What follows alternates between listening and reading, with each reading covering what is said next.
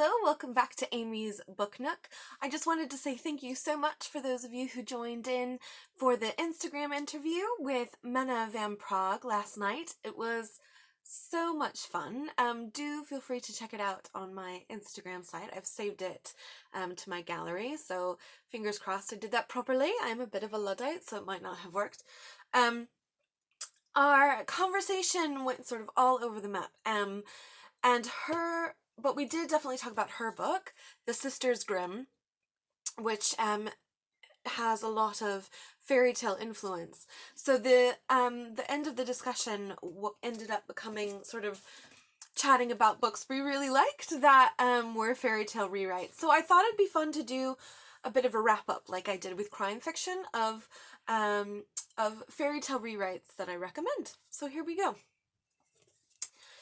The first book that got us actually on this conversation was The Bloody Chamber by Angela Carter. You've already heard me talk about this. You know that it's amazing. If you haven't read it yet, you must. And this book came out in 1979, I want to say. And I think it really is a noticeable touching off point for other writers in that vein. So she's, I don't know, the grandmother, or fairy godmother, shall we say, although she has such, there's nothing whimsical about her. She's very gritty, and that's something I really like about her. Menna recommended two books. The first one was called Folk, F-O-L-K, by Zoe Gilbert. I have just ordered my copy. I'm very much looking forward to reading that. And she also recommended Garden Spells by Sarah Adderson Allen, which has fairy tale elements and is magical realism. So that was her big recommendation. I wanted to also recommend The Merri Spinster by Mallory. Ortberg. I think Mallory is now Daniel Mallory Ortberg. The Next Press has printed that. It's so good. It reminds me a lot of Angela Carter's work in that I feel like Angela Carter is able to identify sort of latent social problems that are embedded in fairy tale narratives, and I feel like this book sort of takes that as well. And there are definitely, I wouldn't call the whole book horror. The tagline is Tales of Everyday Horror, but it's there are gritty elements in it as well. I love it. This is the US edition. I don't know what the UK cover looks like. I think it's quite similar, but maybe a different color palette. I'm not sure. But I definitely recommend that one. The rewriting of The Little Mermaid is phenomenal.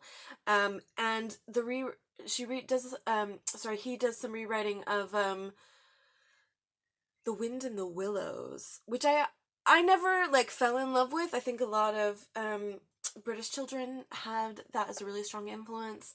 But again, for me, that's that late. And they seemed more like the way they teased each other always unsettled me. And I think that Ortberg does an amazing job of sort of cracking that open. Another fairy tale rewriting, another collection of short stories is Kissing the Witch by Emma Donohue. It has actually a really fun format because you have a teller. The stories are linked by tellers. So someone in the story tells another story, who tells another story, who tells another story. So it's not exactly like Sister to Scheherazade or The Pilgrim's Progress, where you have one narrative and then each of the characters telling a story. It's not quite like that, but it's almost more Russian doll, story within a story within a story. And that is a lot of fun. Another book that I came across that I hadn't heard of before, but just sort of found in a bookshop and grabbed, and I'm so glad that I did. Another collection of short stories by Sharon Blackie called Firefox Wolfskin and Other Stories of Shape-Shifting Women. So this is fairy tale as well as fable and folktale, and the character of the Silky, I think, is a really strong presence in that one. which is super fun. Next one, thanks for your patience as I rummage here. Jane Yolen, Once Upon a Time, She Said. Not a huge fan of the cover, if I'm honest, but the stories themselves are phenomenal. And she also has a retelling of part of an Arthurian legend, which I really, really enjoy. I haven't been able to find this book in the UK. I've only been able to find it in the US, so you might have to go online to look for this one if you are in the UK.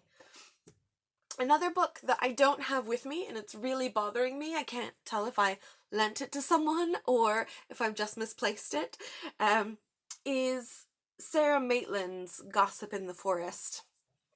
This one is fantastic because it's not just fiction. It's the format is each chapter is a month, and in that month she goes to a different location in Britain, and she goes on a walk or hike, however you want to call it, and talks about a fairy tale, either a specific tale or characters, a character type that are emerge from that particular region of Britain, and then she rewrites the fairy tale. So each chapter is like a month, her discussion of the hike, and then her rewriting of a fairy tale, and then it goes, so there's 12 chapters, and it's amazing. I absolutely loved it. That got me hooked on Sarah Maitland. I started reading some of her other stuff and have really enjoyed it.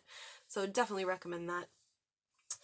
And last but not least, one book that came up in my discussion with Menna is the Virago Book of Witches, and it's a non-fiction piece. It has a really great introduction by Shahrukh Husain, and it's really just sort of itemizing the different types of witches that you get in fiction.